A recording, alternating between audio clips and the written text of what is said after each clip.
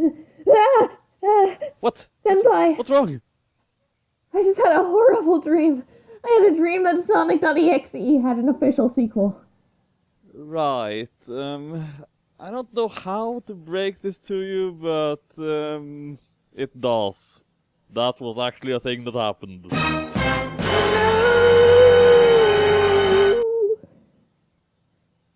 Well, I guess we're going to have to read it.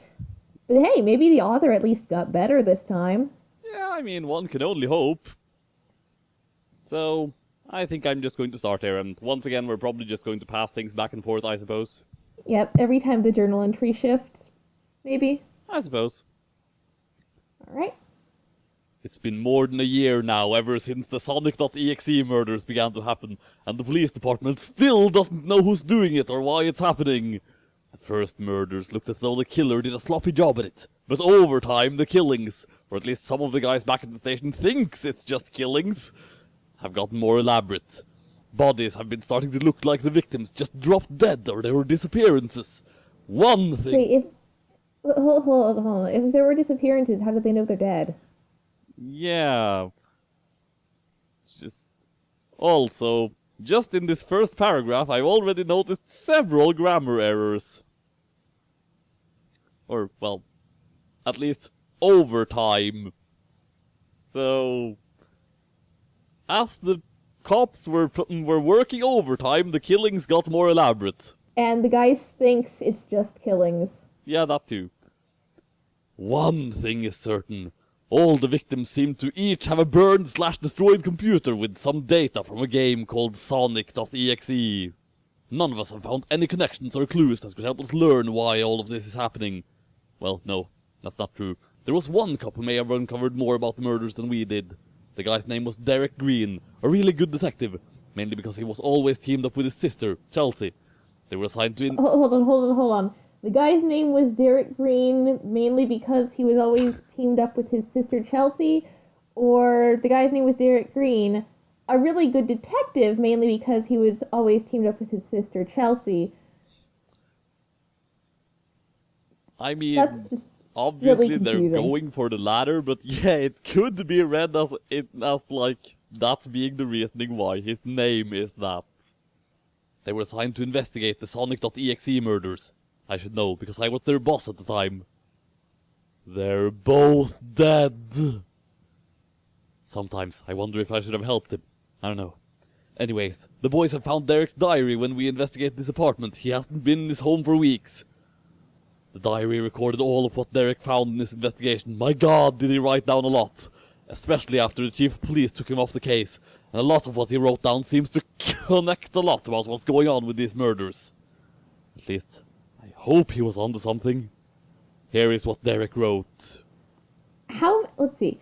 There's 1, 2, 3, 4 commas in that sentence, followed by ellipses, followed by another comma, followed by ellipses, followed by ellipses. Well, don't you know, periods are evil. And I am talking about the writing kind there. Yeah. 7:30 p.m., September 15th, 2011. Happy birthday to me. I got this diary as a gift from my sister, Chelsea. This will certainly come in handy when we both do another investigation. Oh, I forgot to tell you. My name's Derek Green. Name's Derek Green. I'm a detective. Wow, I'm not really good at this. Hopefully I'll get better as I write in this. Anyways, I'll let you know if anything else happens. Who writes in their diary like that? I don't know, but then again, I've never actually written a diary, so I don't know what's the normal for that, but I gotta say, considering how much of this sequel is written as, like, journal entries, it's fitting that the default font here on the Creepypasta wiki is Comic Sans. See, I'm reading it on Creepypastas with No Limit, which looks like it's just Calibri. Huh. So it probably looks better in Comic Sans. Yeah. I don't know. I forgot to tell you my name's blah blah blah in a journal. That's not how you talk in a journal. But that's kind of nitpicky. Alright. 11:22 a.m., October 24th, 2011. Wow, pretty interesting way to start off a case on Halloween. That was before Halloween. Like, seriously, you just contradicted yourself in the matter of two That's sentences. a whole week before Halloween. Our boss told us there's a stiff in one of the local suburbs. I should probably try and read ahead a bit before I start talking. Our boss told us there's a stiff in one of the local suburbs, and he wants us to check it out. Wow, been a while since me and Chelsea tackled the murder case. This might be interesting. We're in the truck right now, and we're heading for the house. It sounds like he's writing as if he's talking to, like, an interviewer or a news crew. It doesn't sound like reflecting on a past event. He's talking as if it's in the present tense, which I can see him doing, like, in a car ride in between, but this is all framed as if he's actively talking to an interviewer while very, active stuff is directly going on. Yeah. Alright. 2:30 p.m. Jesus. Whatever happened in this house I was not expecting. The victim looks like something ripped his mouth open and tried to yank something out from inside. I've seen a lot of messed up ways to kill a person, but this is rather strange. I don't really think any normal person would do this. The cops present at the crime scene told us that the kid was like this for 2 days, and his parents just discovered his body and called us in this morning. He was like this for 2 days and his parents didn't notice? I smell negligence charges. Yeah, probably. What's really weird about this is that there's a badly made cut on his chest that's shaped like the number 1. When you say a badly made cut, are you saying is it actually a 1 or is it just a line? I mean, I know we're going to find out later that they're numbers, but unless it's a very specific actual printed 1, I would just assume it's a sloppy line. Yeah. Chelsea told me she found a possible clue to the murder. She showed us that the victim owned a computer. The computer is badly burnt and wrecked. Both me and Chelsea have a theory to this. Either the killer destroyed the computer or the victim did it himself. Either way, we sent it to the station for research. 6:10 p.m. Alright, the guys from the lab have their report. They told us that the computer's wrecked from the inside and out. And what I mean by that is that everything that was on this kid's computer is completely deleted, while at the same time the computer got destroyed. The only thing that seems to still be in the computer is some data from a computer game called Sonic.exe. 4:30 p.m., November 11th, 2011. A couple more murders these last few weeks, all the same killing method. Dead bodies, torn open mouths, destroyed computers. The more recent killings are looking less messy, as if the killer is being more careful with tearing out whatever it is he's tearing out from inside these victims' bodies. There are also cuts on these victims' chests that seem to be in numerical order. 2, 3, 4, 5, and 6. The killer seems to be keeping count of all the people he's killing. No! He's carving numbers in his victims, and that means he's counting? I never would have thunk it! Surely you jest! Also, if it looks like this guy's tearing stuff out of the victims, why aren't the lab guys trying to figure out what this guy's tearing out? I mean, I know, it's obviously their souls, because this is a creepypasta, and in creepypastas, people get their souls either torn out through their chests, or ripped out from their throats, and this is Sonic.exe, so of course it's going to be like that, because, blah. But you'd think the investigator would be a little more curious about what's actually being torn out, and might ask the coroners. 8:30 p.m. Had dinner. Both me and Chelsea are brainstorming with what's been going on. It's really strange. The fact that computers are getting destroyed every time there's a murder victim, and we find that there's some old data from the same game. Sonic.exe. That name reminds me of all the times me and Chelsea played some of our old Sonic the Hedgehog video games. I remember when we used to play Sonic Heroes. She always liked playing as Rogue the Bat, and I always liked playing as Vector. I think... Hold on a second. I always get confused with this. No, he did actually spell Rouge correctly. Her name is Rouge. Oh. Well... Rogue would be Rogue. Oh. Well, I am not overly familiar with Sonic myself, so... Yeah, she's the boobly lady, as D'Arc would put it. I remember watching the extremely popular Sonic.exe on Fox Kids as a kid, but... So, I do know who she is, but... don't really know all that much about it. Right, I should probably do that part over again then. I remember when we used to play Sonic Heroes. She always liked playing as Rouge the Bat, and I always liked playing as Vector. But it's weird. What does the Sonic game, a possibly fan-made one at that, got to do with all these killings? 2:45 p.m., December 2nd, 2011. Another murder. Big surprise there. But now both me and Chelsea agree that all these murders are connected with that game. Maybe the killer took you made it 7 killings to tie that together? Seriously? I know, this is a really lengthy investigation. But now both me and Chelsea agree that all these murders are connected with that game. Maybe the killer made it as his calling card? The chief told us not to worry so much about a simple video game and just stick with what's going on with the murders. The video games are going on with the murders! Yes! They're a common point between all the murders! Twice is a coincidence. 3 times the pattern. And this has happened, I guess, 7 times now, if there's been another murder after the previous 6. Unless there's something he's forgetting to tell us about. Yeah, a bare minimum of 7 times. And the chief is just, no, this isn't important. I mean, who is this chief? Dark Yagami masquerading as L? No, remember Soichiro's the chef, and that's why he has a special police gun. Oh, right. But then again, Soichiro is technically Dark Yagami. Well, this is getting really off topic, I suppose. Spoilers! Spoilers! Yes, indeed, spoilers. Because people who are watching this video have definitely not heard Light and Dark yet. Indeed, it's impossible. 6:30 p.m. Autopsy came in again. The doctors told us that aside from the wounds from the chest and mouth, the victims don't seem to show any signs of a murder or a struggle. In fact, as baffling as it seems, all the victims appear to be in perfect health, apart from the fact that they're dead.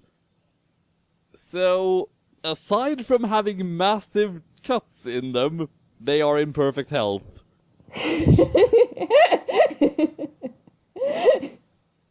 I air-checked the word. Want to know how I got these scars? Alright, keep going. Right. I was just wondering if you were going to follow that up with some sort of extremely implausible backstory that you were going to contradict later on in this reading. Well, no, because I was just making a very loose and not all that relevant Joker reference. I don't actually have a backstory for... Wait a minute. Where did I get these scars? I air-checked the word dead, because that's where the report came out really disturbing. The doctor stated that they're all in what appears to be a persistent vegetative state, meaning that these people are in fact still alive, their brains and hearts are still working, but they're all in an empty, dead-like state, as if something robbed them of their minds or sense of self. Are they in a mere dead-like state? If they're still alive, and in a vegetative state, if they're not brain dead, if their brains are still functioning and their hearts are still working, these aren't murders. The Sonic.exe murders are not murders. Chelsea stated it was probably one of the freakiest things she's seen in her days as my partner, and I don't blame her. Who would be capable of actually stealing people's senses of self? It's like the devil is hand-picking innocent people and robbing them of their souls for eternal damnation! I wonder if the twist is going to turn out that there's an evil entity stealing people's souls. Nah, that's impossible. 5:42 p.m., December 14th, 2011. Chelsea has been acting very strange lately. She seems quieter at work, and whenever we go home, she goes back into her room. I'm guessing she's just as determined to learning more about this case as I am. If she's onto something, I hope she lets me know first before we make it official. After all, we are a team. 2 p.m., December 19th, 2011. Chelsea didn't go to work with me. Said she wasn't feeling well. I'm starting to get a little worried for her. Ever since we took this case, she's been acting rather odd. I don't know. Maybe I'm overreacting. Boss told me not to worry about it, and maybe just look into what she was researching on. I might do that. Also, several news about people worshipping this guy recently. Called himself X. I swear, the things kids will be into nowadays. Several news about people, not several news articles or several news reports. Just several news about people. Yeah. I mean, I suppose that isn't entirely grammatically wrong. I mean, it's far from the most egregious error in this story, I suppose. I know, it just jumps out. Maybe it's because it's an isolated statement there that it just jumps out at me. It doesn't help that it follows with a sentence particle. Just, I don't know. When you mash a couple of them together, at least one of them jumps out at you. So. I suppose. 9:30 p.m., December 24th, 2011. Almost time for Christmas, though I didn't know if I should celebrate. Chelsea's been shut up in her room almost every day, not responding to me. I hope she's alright. Anyways, I've been looking into Chelsea's work, and I think she might have found something. Apparently the killer must be going after anyone who plays the Sonic.exe game. Hold on, this is news? I thought you established this, at least a month ago. Yeah. Anyway. Apparently the killer must be going after anyone who plays the Sonic.exe game. And once they've played the game, the killer tracks them down, kills them, and keeps count by carving the numbers onto their chest. But what about the fact that almost every victim looks as though they had their soul sucked right out of them? But you just said previously that this guy doesn't kill them. They're in a vegetative state. Their brains are functioning. Their hearts are functioning. These aren't murders. These are not murders. Okay. Wait a minute. I just remembered something. A few days ago, Chelsea came home from the store and went back into her room. She said she found a new game. Oh my god. Chelsea! 12:32 a.m. The writing is a bit sloppy, and there are tears splashed here and there. Chelsea is dead. She found the game. Oh my god, why? But is she actually dead? Or is she just in a vegetative state? Also, that is just such a freaking stupid thing to do. Yeah, you've figured out, or at least you were supposed to have figured out until you apparently unfigured it out, that playing the game is what makes the so-called killer who doesn't actually kill people target them, and then she goes and plays the game. And then, of course, spoilers, but the other guy also goes and plays the game later. These guys are morons! Well, they're just hardcore Sonic fans. Okay then, that makes perfect sense. 4:50 a.m., December 25th, 2011. I called the guys back at the station to help me move Chelsea. Oh god, why? Why her? Did the killer found out and tried to cover his tracks?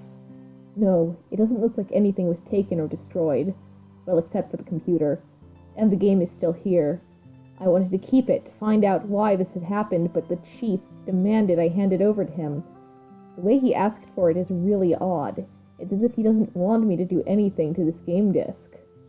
Well, maybe he doesn't want you to play it because everyone that plays it ends up dead. Except no, that's not going to be the case. It's not going to be the case. It's going to turn out that he was in league with the game all along. The funeral for my sister will be prepared in a few days. I can't believe that Chelsea, my own sister, is gone. When I find out who killed her, I'm gonna make sure he pays dearly. So she's actually dead. You're having a funeral, you're burying her body. She actually is dead, right? Presumably. Or are they just going to bury her comatose body? Considering how dumb a lot of this other stuff is, I almost wouldn't be surprised. Or at the very least, it seems like the author may have just forgotten how these supposed murders that aren't actually murders even worked. 4:50 p.m., December 28th, 2011. Came back from the funeral. God, am I a mess. Thankfully, Boss was there for me. He's the only person who's ever supported me and Chelsea. I'm glad he's on my side about this case. A woman came to me in the funeral party. Her name is Shannon Goldman, and she was supposedly a representative for the cult of X, as she called it. She told me she was sorry for my loss, and pulled out some weird religious crap about X wishing me a happier year. Seriously? Who is this X guy anyway? She told me that soon X will make things better for the whole world, which pretty much ended the conversation right there. That woman is crazy.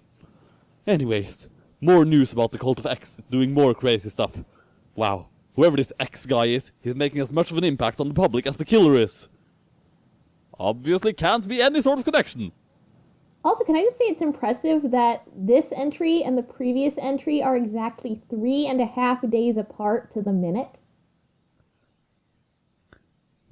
The previous one is at 4:50 a.m. December 25th, and the other one's at 4:50 p.m. December 28th. Yeah. Also, I can't believe I'm saying this, but I think I might actually... This could be just a coincidence, but I think I might have just seen something clever in this story. No, that can't be possible. What do you think you're seeing that's clever here?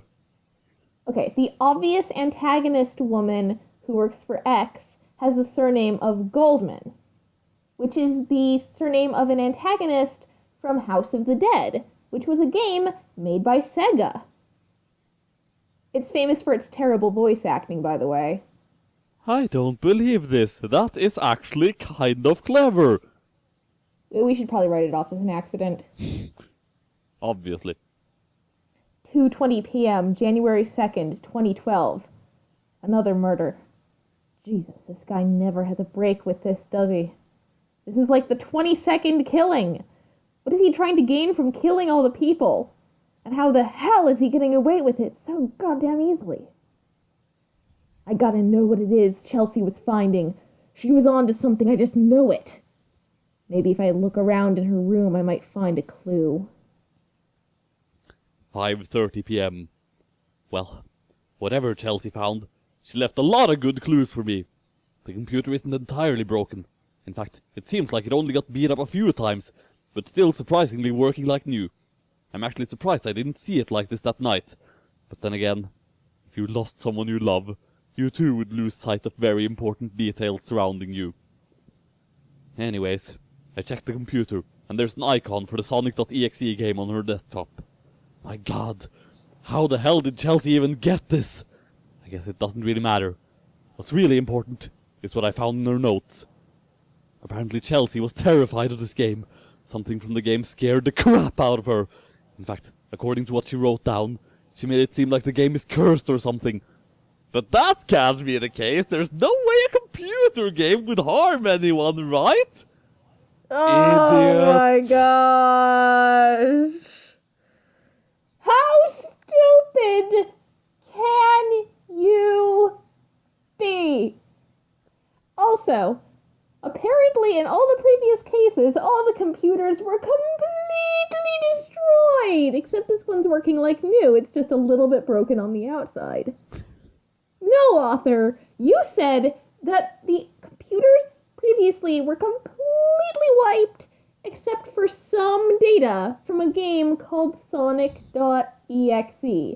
If the game was perfectly intact and playable on other computers, by now the people doing the investigation would have played it, ended up dead, yada yada yada, and there would be clear evidence that something is up and this investigation wouldn't have been going on for months. But no! And I think that's enough of this rant right here. 7:12 a.m., January 3rd, 2012. Okay, I changed my mind. Maybe there is something spooky about the game after all. No, really? Last night I had a dream. No, a nightmare, more like. I remember it well. I was trapped in darkness. All was quiet except someone was laughing and talking to me. I kept having visions of Sonic the Hedgehog smiling and... Oh, I'm sorry. I'm sorry. That broke me. Yeah, that's not a very scary image. Visions of Sonic the Hedgehog. I kept having visions of Sonic the Hedgehog smiling and appearing all around me as he talked to me. He told me to play the game over and over again, each time sounding more impatient. And he got to my face and yelled, "Play it!" That's when I woke up with a fright. Why would Sonic want me to play a game that possibly killed my sister? I don't know, maybe it's Sega's new marketing strategy. They can't actually make games that are really, really solid, so they just keep imprinting the message, play it, play it, play it, play it, into people's subconscious, so that they keep buying their games.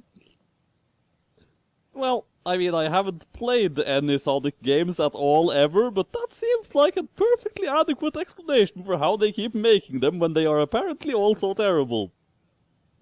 3:30 p.m. Another murder, number 24. And the cult of X seems to be pestering the public more and more. What's their deal?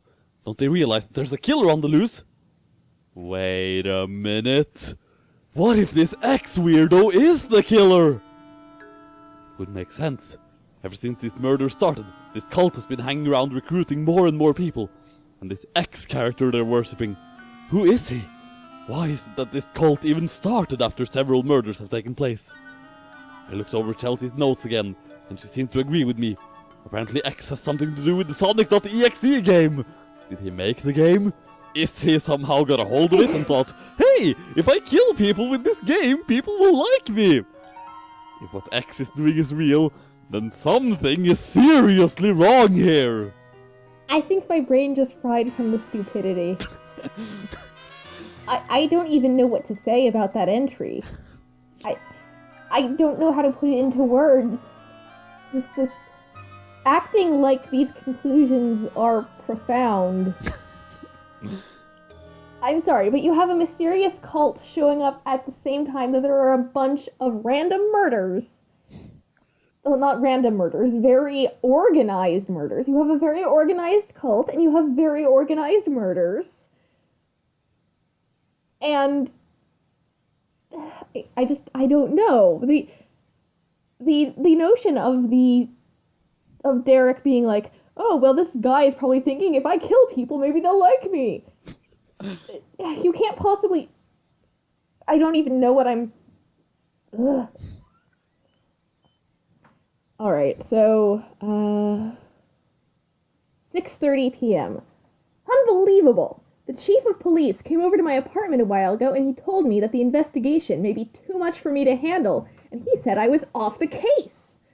What the hell? I've practically found a lot of evidence for it, and he practically told me that I shouldn't continue on. Practically found a lot of evidence. So you haven't actually found a lot of evidence, you just practically found a lot of evidence. Dude, your sister died recently. Maybe he's taking you off the case because he's worried about the emotional load it'll have on you. But no, he's secretly in league with the game. So I've practically found a lot of evidence for it, and he practically told me that I shouldn't continue on. He also said that Chelsea would have wanted me to quit with this after what happened. Bullshit. Whatever. I'm not gonna let some fathead stop me from solving this case. I'm gonna find out who X really is, why he's doing all of this, and I'm gonna turn him in. I'm gonna stop that creepy X-Kira dude. Sorry, that's the first thing I thought when he started talking about X killing people.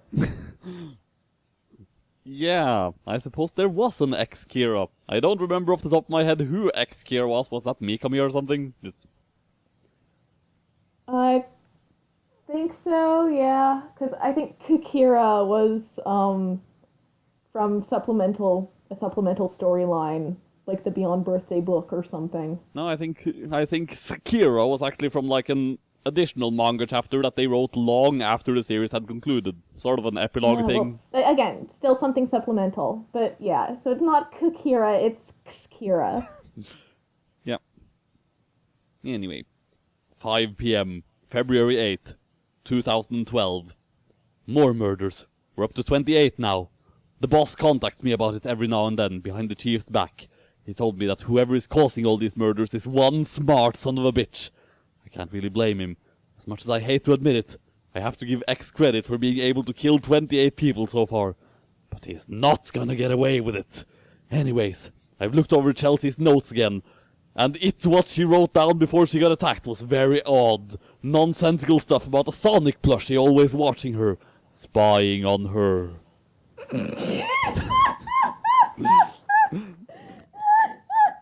Ah yes, a callback to the absolutely terrifying final note of the previous story.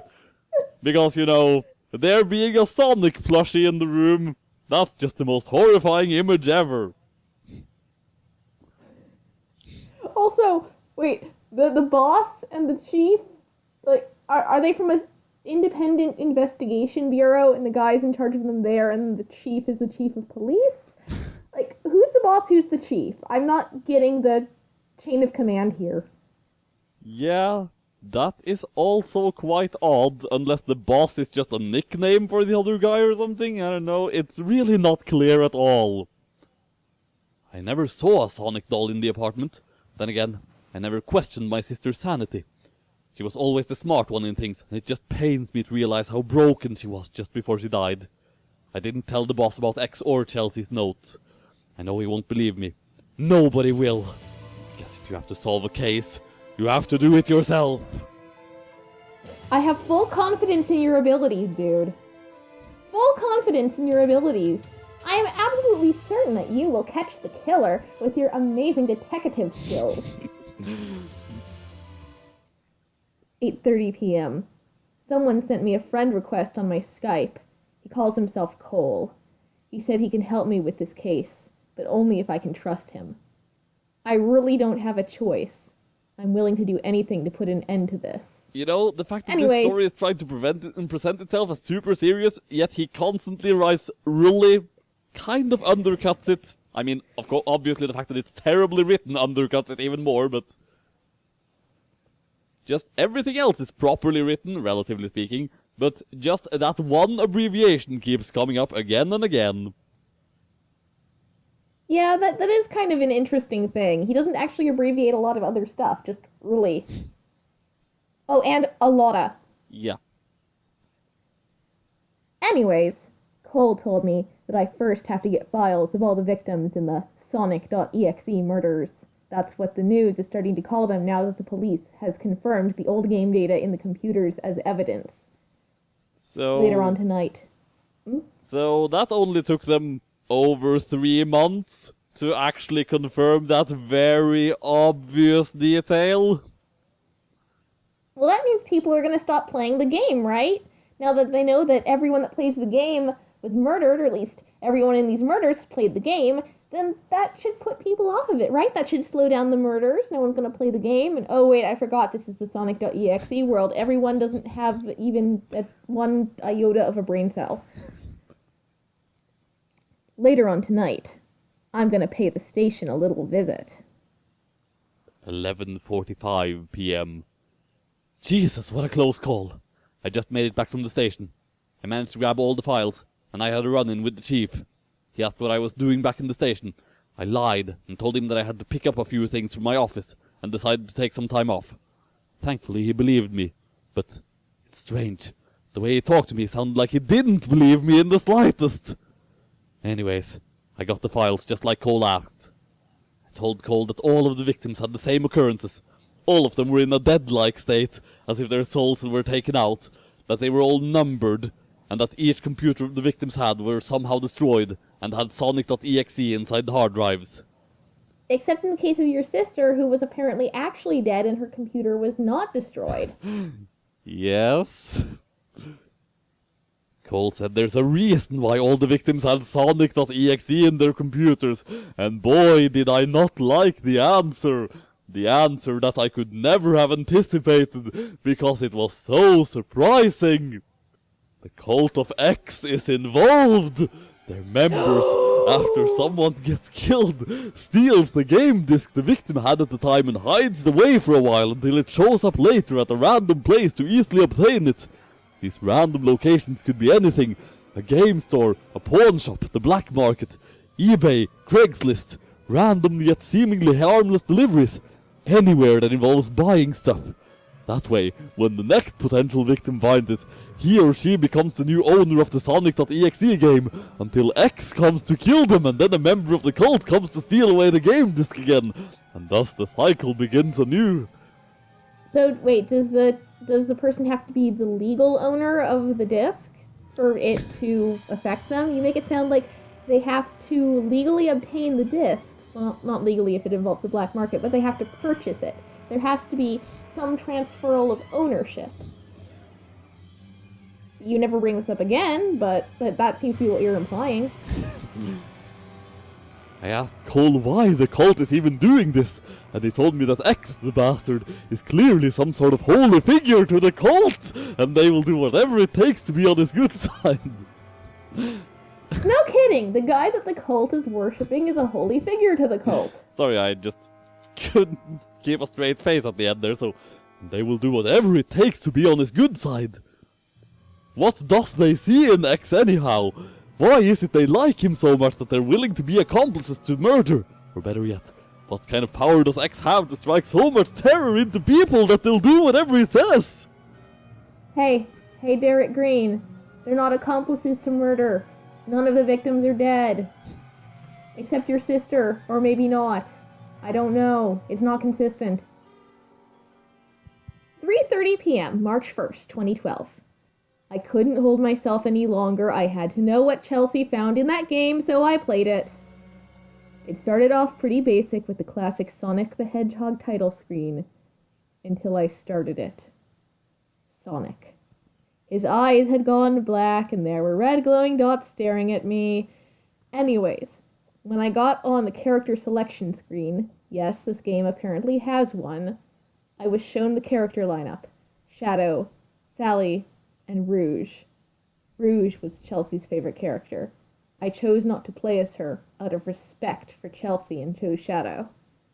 That laugh, it sounded just like the laugh Sonic made in that dream I had. It was almost a sort of Kefka laugh.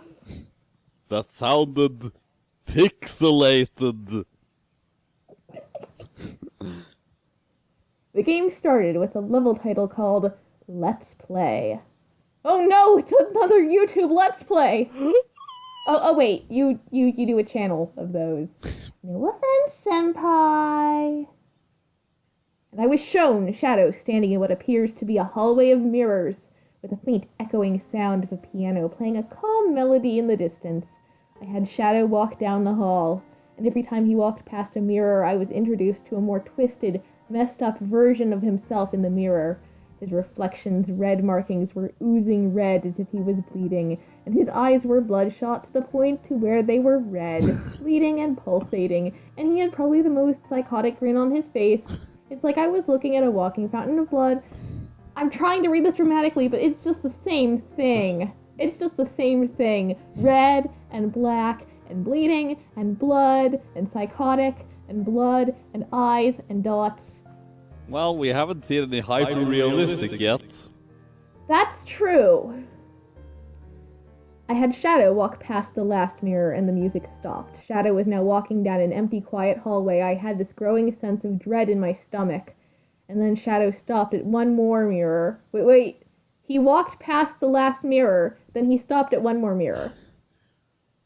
And then Shadow stopped at one more mirror. He stopped right at it, showing his weird, bleeding reflection.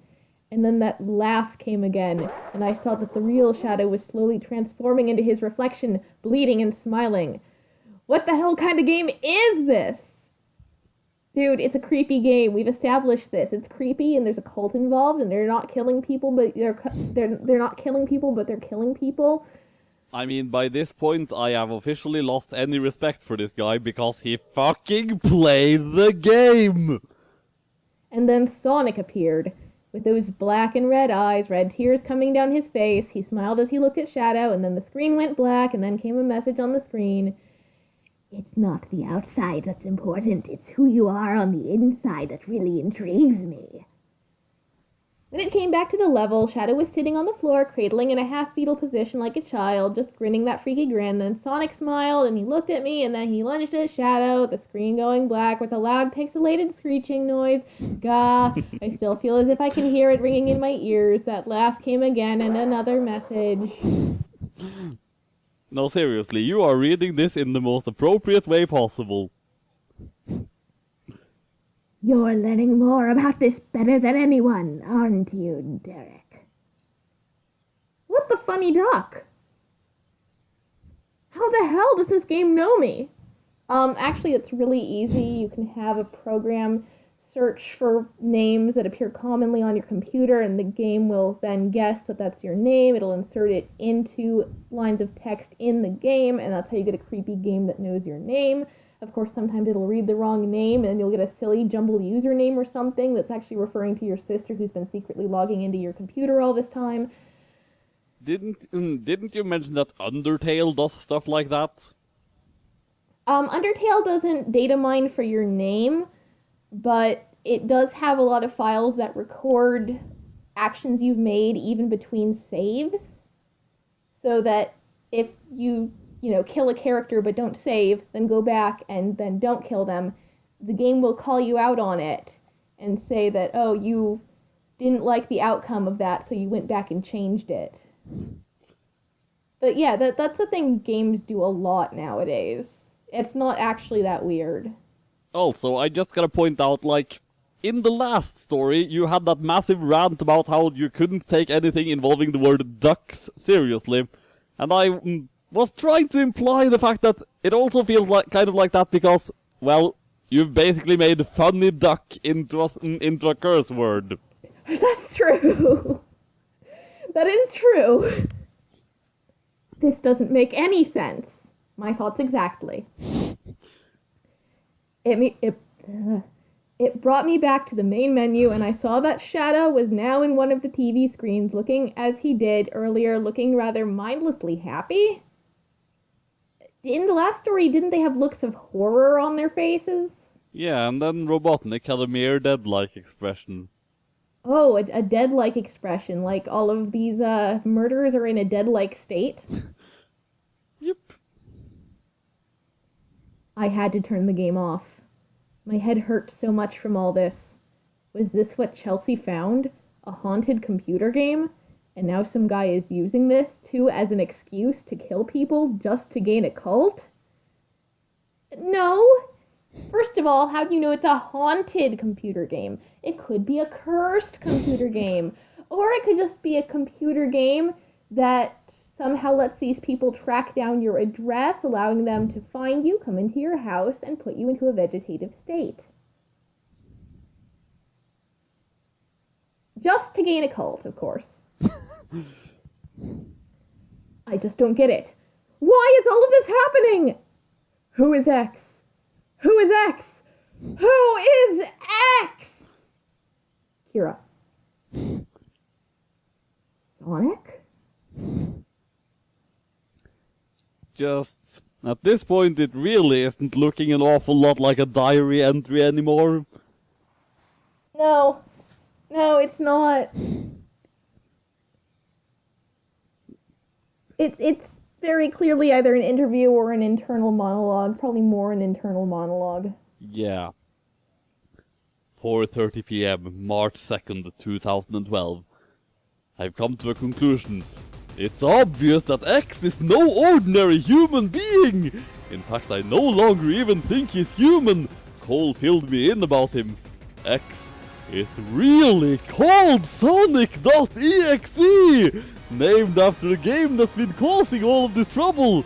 Cole Skyped me recently that Sonic.exe has been around long before the game did! Hold on, so this guy's named after the game, but he's been around long before the game? Continue. I asked him what X was exactly, and his answer unnerved me. Sonic.exe is a monster! No, not the monsters you see in horror films or video games. He is a real monster! And he's not just any monster, apparently. Cole told me that X is a supernatural being from another dimension! How fucking crazy is that? But it's true! It has to be! X has this power to control all of reality in his realm!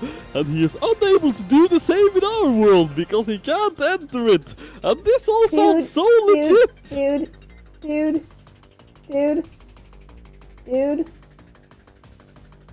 A couple of months ago, you were refusing to believe that the game that obviously had any link with these murders had any link with these murders. You've gone from being really skeptical to really trusting, and I'm not sure how to feel about this.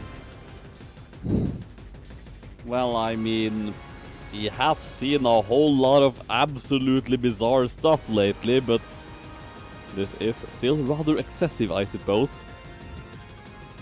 Oh yeah, and a lot of incredibly bizarre things, like the murders that aren't murders. That is pretty bizarre. So some time ago, someone made a game disc that would serve as a window between X's world and ours. Anyone who plays it gets a front row seat of what X's dimension looks like. And it is hell. Not literally hell, but pretty freaking close. Over time, after someone plays X's game, X sends out a plushie of Sonic to act as a spy for him. Then when the time is right, X is able to open the window for a short time and pull people into his world where they are trapped forever. This is how he's able to kill people so easily without anyone noticing. He comes out of the computer, pulls the soul out of the person's body, and then goes back into the computer to retreat into his dimension. There, he can make the soul he captured his slave for all eternity. If I was told about this long ago, I would not have believed it. But now I'm straight up convinced. Everything Cole has told me is the truth so far. And right now I am writing down all that he is telling me, just in case any of this information becomes useful. First of all, you're telling your diary that you're writing in your diary, and second of all, I have so much palm of face right now. And what is this thing with the Sonic plushie? I get it was at the end of the first story, but it was probably the dumbest part of the first story, and that's saying something. You know, I had a Sonic plushie a while back. I made it into a marionette. I'm not dead. 6:30 p.m. And I'm just looking ahead now and realizing that the last one was at half hour. And then this one's at a half hour, 2 hours later. And then the next one is exactly 24 hours after the previous entry. So he's getting really lazy with timestamps. Cole told me that he has to go. He'll get in trouble if he gets caught talking to me, but he says he'll Skype me again soon. Until then, I'm asked to write down the names of any potential victims this time. I am also asked to keep an eye out. The cult is getting suspicious. 4:30 p.m. April 22nd, 2012. 29th murder and no word from Cole yet. I nearly escaped from a few members of the cult and anybody that might be involved. I can't... You nearly escaped, but you didn't actually. Story over. I can't trust anyone now. I need to stay in my apartment more often so no one finds me. You know, this really is just the ramblings of a crazy person at this point. The person killed this time was a middle-aged guy named Paul. He was very paranoid of the outside world, and anything could traumatize the poor guy. Apparently he had a Sonic Adventure 2 game to stay sane, and he always played as Dr. Eggman. I betcha X has made the poor man a vegetable in his world by now. No, he's a vegetable in this world. In X's world, he's probably running around as Dr. Eggman. Indeed. Also, this story reads a lot more interestingly. Talking about how this sounds like the ramblings of a crazy person, this story and the previous story become a lot more interesting if you look at them as basically psychological horror being forced onto a very impressionable person by really immoral people that just want to see them get hurt, and convincing them of this reality as they become slowly consumed by the horror of this whole scenario that they think is real, and you see the slow degradation of their sanity as they become more and more a nervous wreck. That'd be an interesting psychological piece. But no. No, it's not. May 4th, 2012. I just realized something. Why is it that the chief tried to get me off of the job? Why did he confiscate that damn game disc? Where is that damn fourth Chaos Emerald? Why has he been practically intercepting every one of mine and Chelsea's moves in this case? I'll tell you why. He's in on this. He's working for the cult of X. It's the only explanation. He took the game disc, so that way the cult could use it to continue with the killings. But with the boss, he can't be involved in this too. He's been mine and Chelsea's friend for years. No, I don't think he would ever go in on this. Matter of fact, I don't think he even knows about what's going on. Chief, why would you do this? When I uncover this conspiracy, I'm ratting you out. Oh, scary. That seems like a really lame way to end that note. That sounds particularly childish. August 12th, 2012. Boss called. 2 more murders. 30 and 31. Some kid named Tom hanged himself weeks before he gained the package from his deceased... Wait. He hanged himself weeks before he got the package. And then he played the game when he got the package. Weeks after he had hanged himself. I want to point out, he got it from his diseased friend, Kyle. Not his deceased friend, Kyle. His diseased friend, Kyle. And also, in the previous story, Kyle was said to be a pseudonym and not his actual name. Some kid named Tom hanged himself weeks before he gained the package from his deceased friend Kyle. Not surprisingly, they both played the damn game. Kyle played it first and passed it on to Tom before X got him. Kyle tried to put up a good fight against X, but he clearly was no match for the Fiend. So Kyle tried to warn Tom not to play the game, but Tom did anyway. X used this as an advantage to mess with poor Tom's head, making him believe that his curiosity and wanting to help others was what caused his best friend's suffering. Tom tried to commit suicide by hanging in order to save himself from X, but apparently it failed. X is not only dangerous and powerful, he is downright sadistic and insane. He thinks that all the horrific things he is doing is all part of some silly game. X, you monster, why are you doing this? What are you trying to gain? He's trying to gain a cult. We've established this. I am having entirely too much fun reading this stuff. It hurts, but it hurts so good.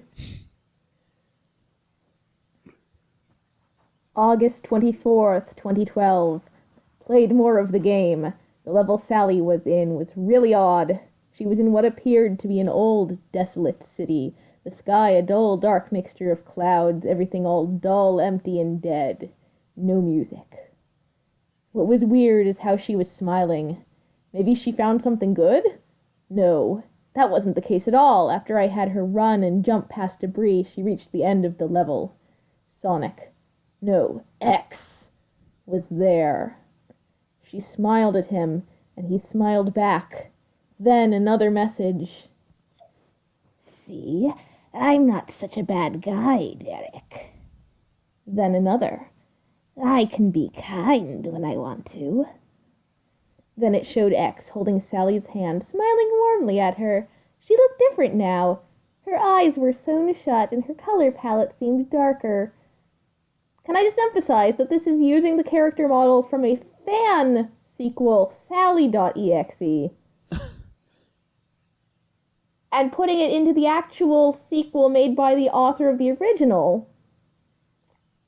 So, yeah, all streams from Sonic.exe feed into Sonic.exe. It's a self-sustaining monster. X gently placed his hands around her head. I really do love humans, Derek. So much fun to play with. In fact, I guess you could say. Then it showed me a close-up of X, With a wide, mad grin violently snapping Sally's neck, she was still smiling as though she didn't feel any pain from it. They're the ultimate toy! I almost gagged at that. The main menu showed Sally eye her TV screen, still in her darker state. She was still smiling. She can't have possibly enjoyed any of that. You know, the previous story, at least it was apparently a kid playing the game. In this case, it's a grown-ass man and a detective at that. And he is apparently taking the events of this creepy, messed up game as stuff that is actually happening. Oh my gosh. Oh no. I just saw what's 2 more entries down. Oh yeah. 8:30 p.m. Cole just called me. He said that all of the characters you play as in the game is all of EXE's slaves, turned into horrific parodies of Sonic characters, or at least turned into their favorite Sonic characters, and X sets them up randomly in each game to show us humans what's in store for us. Wait. Oh god! No! No! I won't do it! I won't play the game just to watch you harm her, X! Fuck you! And here's where the story gets weeb as all get out. August 25th, 2012. More information on X. X has these 7 guardians ruling over his world alongside him. They are essentially extensions of EXE himself, made from his power combined with powerful emotions of humans. Each guardian is named after the emotions they were born from. You want to read these since you either read the Japanese since you actually speak Japanese. I suppose, but I immediately have to point out Kito, prayer. Prayer is not an emotion, what the F? Aichu, sorrow. Gekido, rage. Kirai, hatred. Kofuku, happiness. Kyofu, fear. This last one is actually spelled wrong too. Yukubo, desire. It should be Yokubo, by the way. Yokubo, okay. I the only one I actually know from memory is Kyofu, because that was the name, a story I had way back with a friend where the villain was literally fear. And it actually took place in a Japanese folklore style setting, so we weren't just calling it Kyofu because weeb, but... Yeah, but also I recently finished just a casual playthrough of Pokemon Platinum again, where I had a Milotic on my team. I named it Kyoki, which is madness. Because trying to put a Milotic on your team is fucking madness! Isn't Platinum one of the hardest games to catch a Phoebus in? Yeah, I actually didn't even catch it there. I caught it in Ruby and sent it on. Ah, Ruby. The second hardest game to catch Phoebus in. Yep. X created these beings to not only maintain order in his world, but to cause trouble in ours. They corrupt humans and make them more susceptible to X, snatching them away by manipulating their emotions. For example, Gekido could bring out your anger and make you violent towards others, while Yukubo could manipulate your desires and confuse you with what's reality and what's not. So I suppose the implication here is that everyone is complete fucking morons because of these weeb spirits? Yes. The seven weeb emeralds. Also, Cole has informed me that X plans to one day permanently cross over to our world, so that way his reality will merge with ours and all of mankind will become X's slaves for eternity. But how? How does he plan to accomplish such a feat? Cole thinks that the cult is thinking up ways to make it so. But so far, none of their attempts have been successful. Apparently their knowledge in computers is not as superior as the unknown original creator of the disk. I asked why Cole knew so much of this. I don't know what compelled me to ask, maybe because you're a detective? But I'm guessing it's been nagging me for some time. Dear God, poor Cole. He revealed that he was a member of the cult of X, but he didn't like what he was getting into and tried to stop the cult, at least until X got to him first. And he's stuck in X's world. He said he's lucky to have even found me, since the window is still here. Anyway, he's telling me that he has information on how to put a stop to X and the cult's plans. The best way he knows how to stop X in his tracks is to destroy the disc. That way, his only way in and out of worlds will be gone, and he won't be able to cause any more trouble in ours. The chief still has the disc. I need to prepare on getting it back. 8:42 p.m. X got Cole. I was in the middle of talking with Cole while preparing, and then we got disconnected.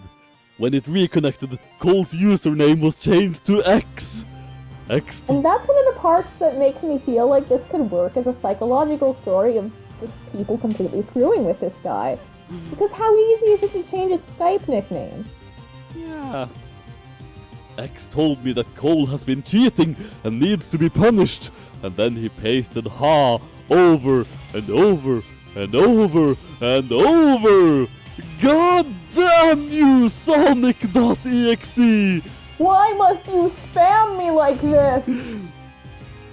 My hand is still bleeding from shattering the screen, but I don't care, not anymore. It's time to end this. I'm gonna go get that damn disc and destroy it. If I don't write back after this final entry, well, let's just say that whoever finds this, whoever reads this diary, please just find it. Please just find it as instructive as you can. Everything you've read in my diary is the truth. X is a monster from another world, and the cult of X is conspiring to help him take over our world. This cannot happen. I hope that whoever finds this and tries to put an end to this madness... Yeah, I read that correctly. I hope that whoever finds this... My brain's still parsing that. I hope that whoever finds this and tries to put an end to this madness. Period. This is a game on a bigger scale. We are all pawns in an elaborate, chaotic game where the rules are being devised by the mind of a monster. Please do whatever you can, friend. We must be stopped. Goodbye and good luck. Derek Green. That was Derek's last journal entry. He wrote this 3 weeks ago. Today is his birthday. And now he's dead. I wondered why he acted the way he did during these horrible events. I was worried about my friend, but I never bothered to find out why at the time. I never bothered to find out why I was worried about him. I feel so stupid. Derek tried to fight this battle alone, and I did nothing. I haven't heard from Derek in 3 weeks, but yesterday I got an email from someone named Cole. But it was addressed... Didn't they just establish that X had gotten to Cole? Yes. It was addressed strictly to Bob Richardson. That's my name. I got an email. It was addressed to someone by my name. Oh, wow. Let me try that again. It was addressed strictly to Bob Richardson. That's my name. I clicked on it, and it was an audio tape that was made September 13th. That was made a day ago before I got the email. He received a tape via email. How did he receive a tape via email? The audio recording was hyper-realistic. This is what was on the audio tape. Do you wanna read this? How about you be Derek and I'll be Shannon Goldman? Yes, obviously I have to be Derek. I find it far too fun to read him. So, who does the, descriptions? You go ahead. Recording starts. A man is grunting and yelling as two people are dragging him into the room. Derek. Get your fucking hands off me, you crazy cultist freaks! The sound of high heels is heard as another person walks into the room. Shannon Goldman. Isn't that what you would call the Christians and the Satanists, Mr. Green? Derek. Goldman! Struggling is heard. More high heel sounds as Goldman approaches Derek. Goldman. Derek, why do you deny X? Don't you see what he's trying to do for everyone? He only wants to make our world as happy as he is. Derek, quietly. Happy? More loudly. You think stealing souls and turning them into puppets is being happy? Our planet is not his toy box, you bitch! Goldman. More coldly. It's not your place to decide what X wants with humanity, Mr. Green. He is a divine being that wishes to make humanity happy by showing us the paradise that is his world and taking us from the wretched filth of a planet we've been forced to live on. Derek, struggling. Some of us actually like this planet, Goldman. X's world is nothing more than a prison. All X cares about is making us his plaything for all eternity. Can't you see it's not fair? Goldman, surprisingly angry. What do you know about what's not fair? Derek, more than you do, obviously. You know, for a second, this next part there, I almost misread it for a second as saying that a Dalek falls to the ground. A loud slap is heard and Derek falls to the ground. Goldman, quietly. You fool! X chose me to be his most loyal because he knew I never liked this planet. He knew I wanted to be rid of the stupidity humanity is causing. I'm perfectly okay with being X's slave if it means getting away from it all, getting the peace I finally deserve after all this time. And if everyone's gotta go with me, then too funny ducking bad. Derek, chuckling rather shakingly. Whatever. It doesn't matter anyway, 'cause I'm gonna stop you once and for all. Goldman. Oh, are you now? With what, I presume? Derek pulls out something from his coat. How can you tell that from an audio recording? With this! Several gasps and murmurs are heard. Cole told me that the only way X can enter our world to collect more souls is with this! Well, no more! A loud snapping noise is heard. Silence is heard. Goldman starts laughing. Goldman. So Cole told you that, huh? Ha! A smart boy, but even geniuses tend to get their information wrong. Derek. What? What do you mean? Goldman. Easy. High heels again as Goldman walks across the room. It's true that X cannot enter our world unless someone places that disk into a computing system. But I'm curious, Mr. Green.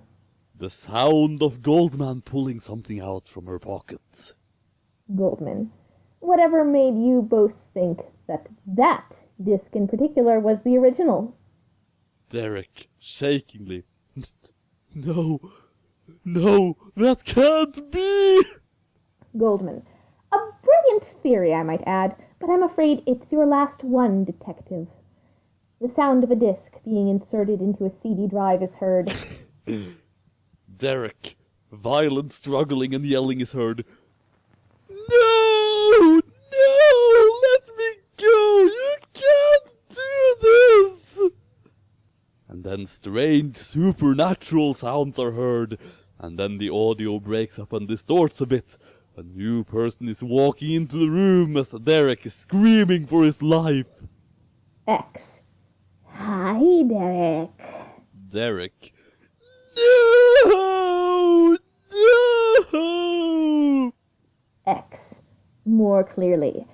Ready for round 2?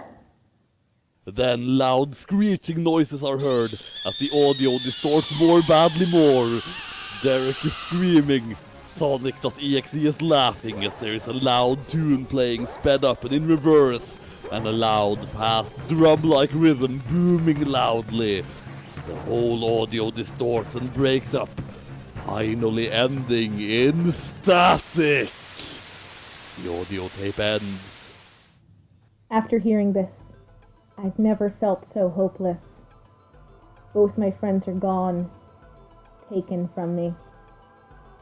There's nothing I can do about this. I'm a useless cop after all. But I hope someday, someone, somewhere will be able to put a stop to this, to do what I failed to do. I have to hope. I have to believe there's a chance at winning this. Because if there is no hope, no chance. Sonic.exe wins the game.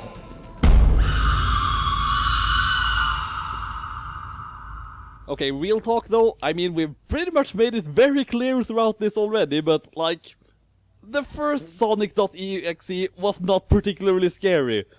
But the first Sonic.exe is a masterpiece of horror compared to this bullshit. Seriously, this gets so over the top that even like, there was at least the concept of something potentially scary in the first one, but this is just ridiculous.